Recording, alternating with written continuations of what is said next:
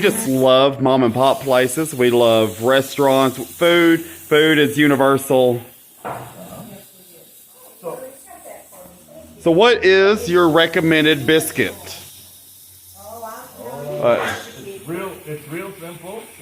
It's 2 ingredient biscuits. Okay. It's white lily self-rising flour and heavy whipping cream. Heavy whipping cream. That's it. Oh. Because everything, if you think about it, you know, when you go to make biscuits, you know, you take and you put shortening in them, and then you put some butter in them, you know, and everything. If you put heavy whipping cream in, you got everything right there, all in one shot, you know. Because if you take heavy whipping cream and you whip it, you'll get butter if you whip it too long beyond the whipped cream stage. So everything's in there. So if you take ice cold heavy whipping cream and put it in your flour, and then just work the flour gently, and then pat it out, fold it over, pat it out, fold it over about 4 times. Cut them out with one of these fancy wooden biscuit cutters. Amazing. I'm sure it's the biscuit cutter that really makes them. It has to be the biscuit cutter. It's that little extra bit of love in it. Yeah. Do you know Allison Bales? No. Bales Farms.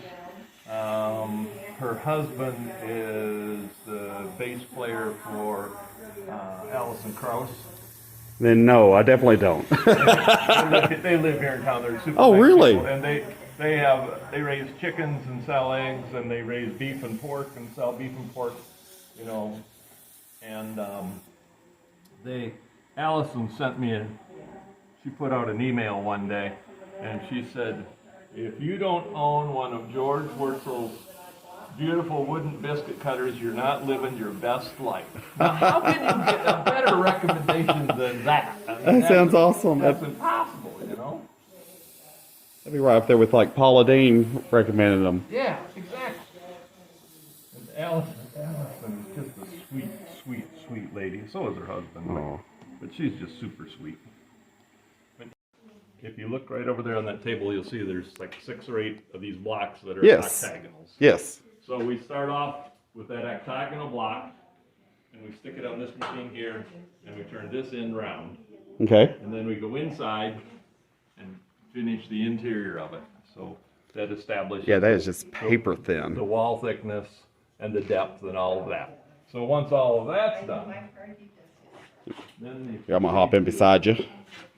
proceed to the next step in the world, which is plug the machine back in. That's the hardest part of the process. Roxy, you come over here. Okay, so then, the right pieces on it yet. Making something different.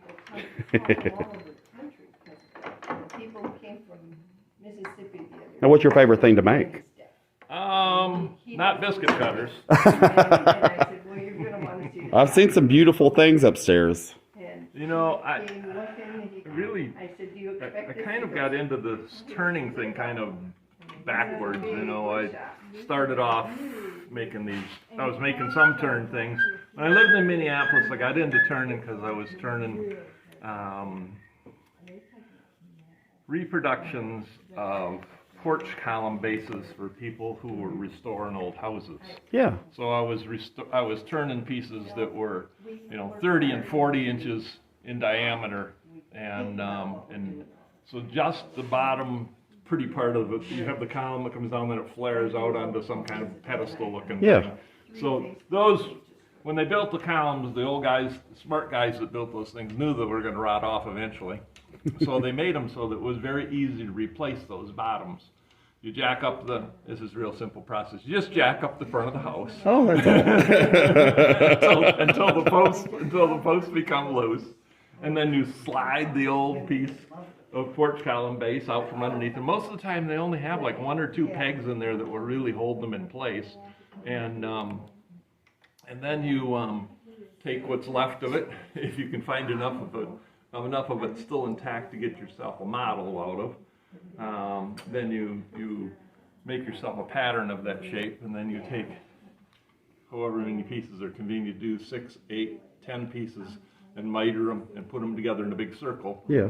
Then you mount that big circle on a piece of plywood. Then you mount that piece of plywood I have a monstrous lathe over here on the other side. You mount it on a very big lathe, and then you very slowly turn the new porch column base, and then you give it back to them, and they slide it in underneath the old column, and they lower the roof back down, and voila. Looks like brand new. Sounds super simple. Oh, it is. I mean, it only takes as long as I told you. So I was doing. It's funny. A guy came to me one day who was kind of a hack of a wood turner, but he says to me, he says, "Can you make me up some blanks?" He says, "I'm going to turn some porch column bases." And I said, well, yeah, I'll give you a little information. So I made him up the blank, and he took it back and turned it, and so I went over to the job site to see what he'd done afterwards, and the contractor was there, and the guy had already left when I went over to take a look at it, and he goes, "The guy's a hack." He says, they're not even close, to the same shape as what was here. And I said, well, I didn't know what he was really up to. He says, he came to me and asked me if I could make up the blanks for him. So I made the blanks for him. He says, well, can you do the whole thing? I says, well, I can do the whole thing. So the next job he had, he came right to me and brought me the piece, and so I was into the restoration business. I did some big pieces. I did some 40-inch diameter. Wow, that's huge. That's huge to turn, and the lathe says that this thing's only spinning at 200 RPMs, and the upside of the piece is going 150 miles an hour because it's 40 inches diameter. Yeah, so that's what got me into it, and then I did some another contractor saw something and says, well, we're working on this other place. We need some new porch columns, and then can you make me a 2 columns for in the kitchen? The new kitchen addition we're putting on that match the newel post, for the master stairway. And I went in and looked at it. Yeah, I can do that. So they're octagon tapered with trim running around them and everything, and it was simple making one of them, but the other one had to be split because it went around a steel column that they put in. So I had to make it in 2 halves and go install it, and then and that one was a little trickier. I'm sure. But it worked, and it looked good when we were done. And so I started doing that, and then met another guy in Minneapolis who was part of the Woodturners Club there, and he says, you ought to join our Woodturners Club. And I said, okay, so I joined the Woodturners Club. So I started making the pretty stuff, the bowls and the little boxes. And, things that can be lifted with one hand. And yeah, exactly.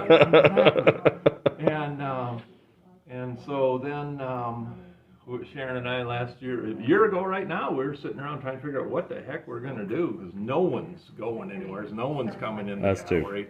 And she says, I got this old wooden biscuit cutter I've been dragging around for years, and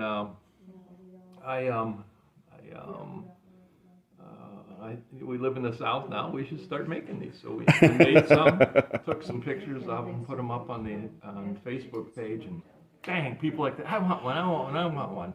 And so they are absolutely gorgeous. So we had, like 7 or 8 orders, just like that, bang. And then we started, I made, like 30 of them, and we took a picture, this big group picture of 30 biscuit covers, 30 biscuit cutters, and put them on little tiers like they were sitting on bleachers, and took a picture and put it up on Facebook, and then somebody reposted that picture on the White Lily flower page. And all of a sudden we had orders for 60 of them. I mean, just like that. Wow. And then White Lily. The internet's crazy like that. And then White Lily kicked us off their page. They did not. Oh yeah, they did. Yeah, they kicked us off because you're advertising on our page. Well, hell yeah. Where else would you advertise? Except for the place everybody talks about making biscuits. We need to set up shop right outside the Paula Deen, downtown Gatlinburg. We went over there about a week and a half ago, 2 weeks ago. I was really disappointed. There's nothing local in her store. Honestly, we've never been. And most of the stuff in the store, all of the gadget stuff. It's all China, made in Oh, China really? stuff. Now her stuff that has her label on it, the jams and jellies and sauces and all that, are probably locally made or made in the U.S. or whatever. But I was really kind of disappointed. I was expecting to see some really nice local, local made, charcuterie boards and wooden turn biscuit cutters and and rolling pins and the little salt and pepper keepers and those kinds of things. That all of them. Wares Valley is probably more closer to that kind of stuff as opposed to downtown Gatlinburg. Yeah. Gatlinburg's gotten very commercial, very T-shirts. We didn't see nothing wrong with that, but didn't see anything downtown Gatlinburg that appeared to be locally grown. A couple little locally grown restaurants maybe, but everything else is mainstream. Oh yeah. I mean, why go to that? I really want to go check it out. We just drove through. We didn't stop, but I've seen 3 different people now who say they're selling in Hot Springs. Oh, I've heard a lot about Hot Springs. We drove through the other day, and it was bustling downtown. And there's 3 galleries right downtown. Really? 3 different people I've seen said that they just did incredibly well this summer at Iron. I think it's Iron Horse or Ironside, gallery there, and it's a big cooperative gallery that's there in Hot Springs. So next, it's on our list to go. After Christmas is over, we're going to go over there and check it all out and see what. We have no idea what's going to happen for Christmas. I've been making these things as fast as I possibly can. Now, I will tell you this, as far as the video goes, it can get anywhere from 4 views to 10. Oh, yeah. So. I was expecting 1 million. Come on. You might as well just leave. And I watched the last one 2 times, so there's... Oh, there. I don't remember what the last video was. What was the last one? Raytown? I think Raytown was the last video. Oh, the last one I watched, I didn't see that one. There's a couple of shorts. The last one I watched was from over here at the tannery. I like the tannery. The tannery was very good. They're really nice people. Do they really treat everybody like that? They do. When we walked in, they're like, "You ever been here before?" No. I was like, "Oh, come on over. We'll get you set up." I thought they knew us. I was like, "Oh no, don't treat us special. No, treat us like normal people." What do you think of the food here? Microphone looks like a giant Polish sausage. We'll try this, and then next time we'll try that. You won't be in the shot. Definite. You stand over there. So, like I said, I make no guarantees. I am very much a novelist. We got into this. We used to do food reviews as far as junk food, and then we did a lot of junk food and got like 100 subscribers. So my brother always had this fictitious magazine. He worked in the vending business for 20 years. He was in charge in the state of Michigan. There's 120. He always said that, fictitiously always said that he had a magazine called Grease and Sugar Monthly. And it was to talk about the fast food industry. Now, a lot of what we do is just, we love mom and pop places. We love supporting locals. Like I said, we used to do junk food, and the pandemic hit, and all the junk food, all the random oddball flavors just died. It just went from everything, and we always found them by driving around and shopping. And I thought, oh well, what can we do to help? At that point, we had like 100 subscribers. We had like next to nothing. So, in that vein, you should be very pleased to know that you are standing in the Kist Bottling Company's bottling plant right here, where you are standing. Really? This is where Kist sodas were bottled in Greeneville, Tennessee. They actually built out this section of the building here. And if you look at the ceiling joists here, you'll see that the ceiling joists are very close together. It's 12-inch on center, and you'll notice there's a huge amount of beams for as small a span as there is in here. That's because they piled all their finished goods on the second floor. Oh wow! Yeah. So their bottling operation was down here on this floor, and they bottled, and then they put the finished goods up there.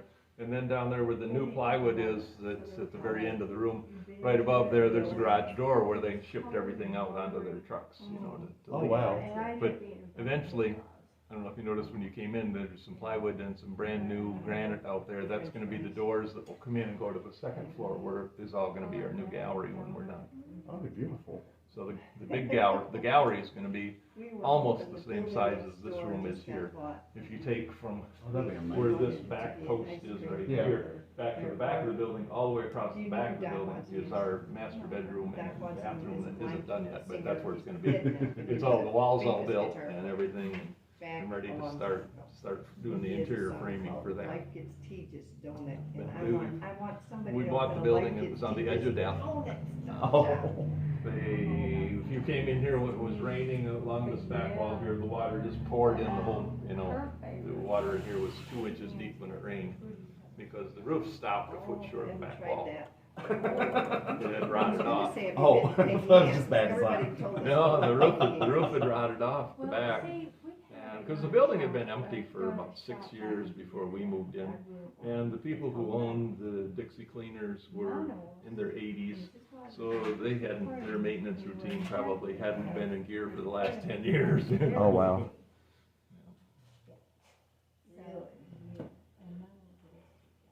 So we even upstairs, we can show you an old Kiss bottle.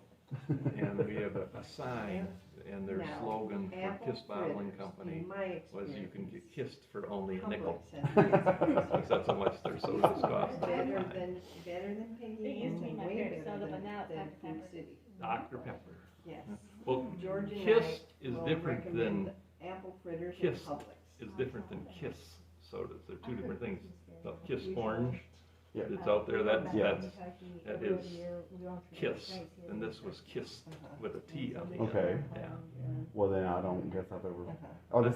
I'm I don't guessing they're think- not around. It's anymore. not bottled anymore, Okay. so, I mean, they quit bottling in this building in 1950, I think 53, 54, somewhere in there. That's when they quit bottling here. And then they bottled for a couple more years at the Hires place over where Mark Russell, the glass blower is. Do you know where his place is? Is that?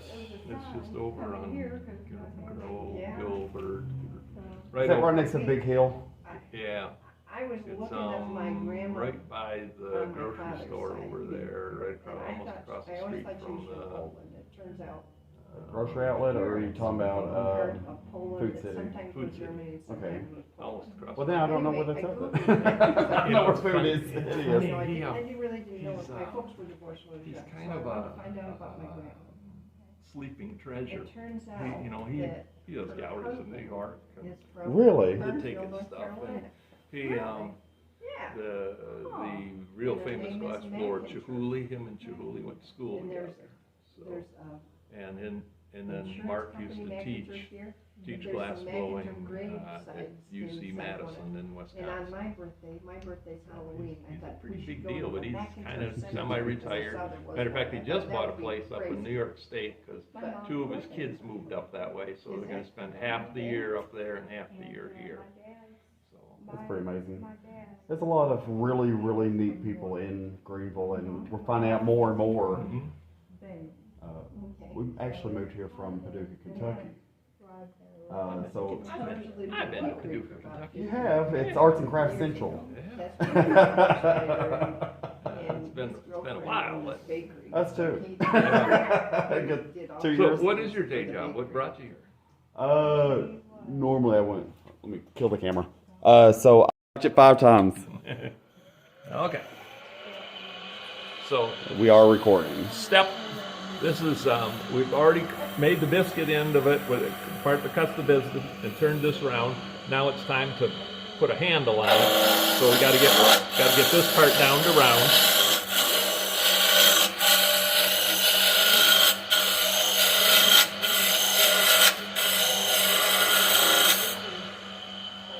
So we took away the excess material that's there. We got it to basically round. You know, I tried And it a then few months later. You have to reach back into the back of your head back here and say, what kind of handle do I want this thing to have on it? So you change to a detailing tool.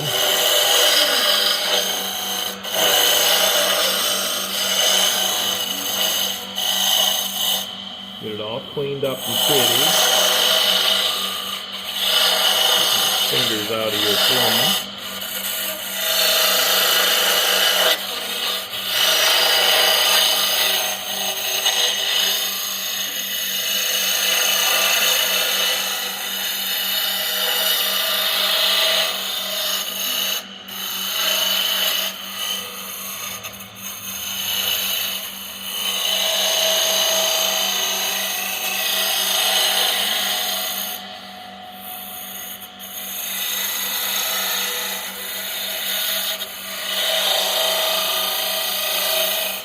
And down here we ought to have a pretty little cove.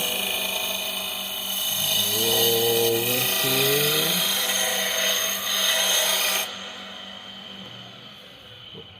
Got one little spot here. A bump.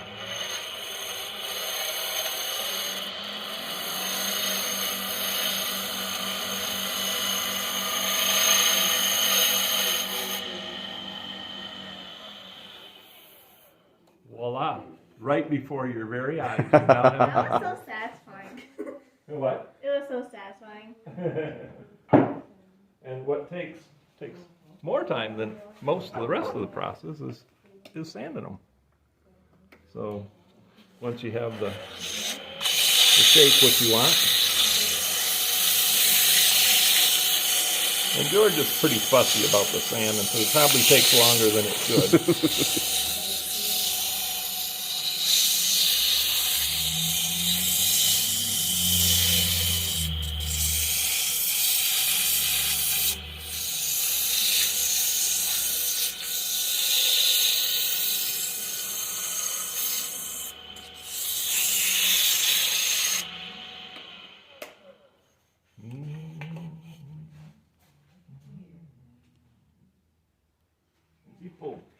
People ask me all the time, why do I put all my sandpaper and my tools way over there on the other side?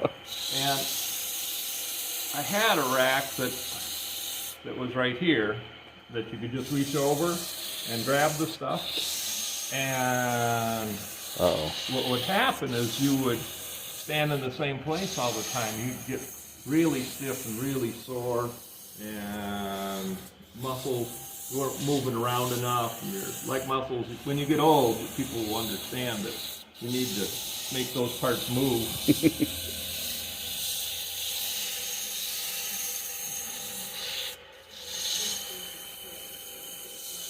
So I put them over here behind me, so I have to actually turn around and move over there to get them. Health reasons. Well, yeah, just so it keeps you from, becoming, stuck in the sawdust, because the pile of sawdust would pretty soon be this deep if you didn't move all the time. You wouldn't.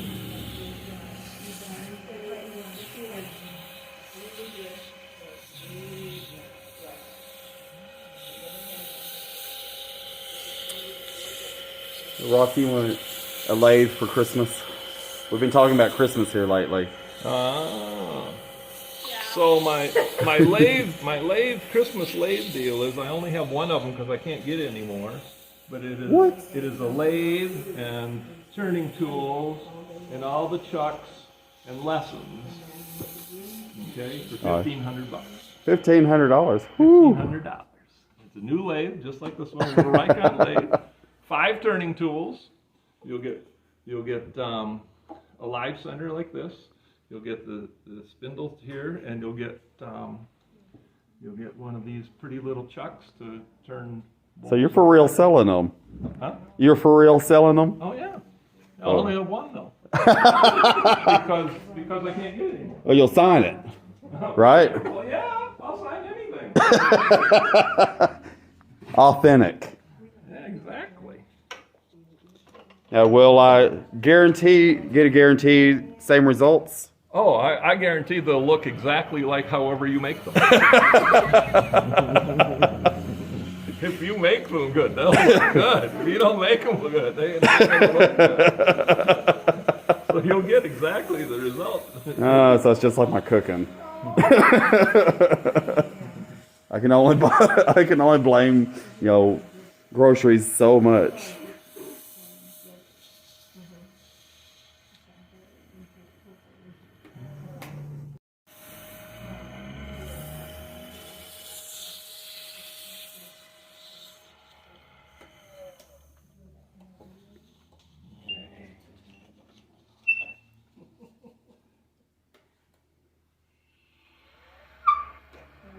inspector number 42. All right, Roxy, what do you say? It looks good. Looks good? Does it pass inspection? Yes. Yes. Everybody needs an inspector. All right, so you got your official job. How much are you going to charge them for inspection? $400. Businesswoman in making. That's a lot of biscuit cutters. Would you like it back? No, it's yours. What? Yeah. Can I get a hug? Yeah. She had her arms out for you. Oh. And if you ask that lady over there real nice, she's got some syrup upstairs you can slather. Syrup. It's finished. Yeah, Yeah. we'll put